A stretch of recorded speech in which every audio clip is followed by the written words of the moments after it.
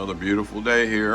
I got a little bit of snow on the ground. I'd like to be out there hunting right now, but it's a bit on the chilly side. And we're getting back to our butt plate. We need to get back to tearing into this thing, doing the final fit. The only thing we're doing now that we didn't do the other night, we're just going to go through and lightly take off some of these high spots to get a full contact. What we've done, we sprayed the inside of the butt plate with a WD-40, just a light oil. You can normally just flip it and get the excess off, or wipe it off with your finger if you want, so it doesn't make like drips or something, because it'll give you a false reading. Getting rid of these spots, I use a combination of little scrapers. You can use little file rifflers like this guy just to take off the spots that are high.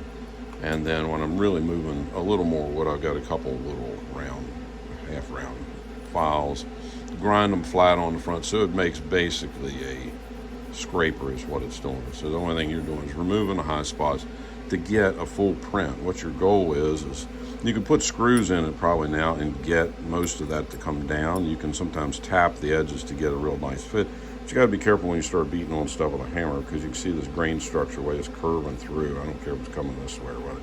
This is a fragile point in your work, and it always is. So at some point in time, when I put a toe plate on here, I'll show you a construction technique I use. In a nutshell, what it is, the toe plate comes down and then has a tab that I silver solder that comes up here and sets over just about like my finger, and then the screw goes through the top of the tab. The same screw that holds the back of the butt plate on goes through that tab and helps keep this corner in there.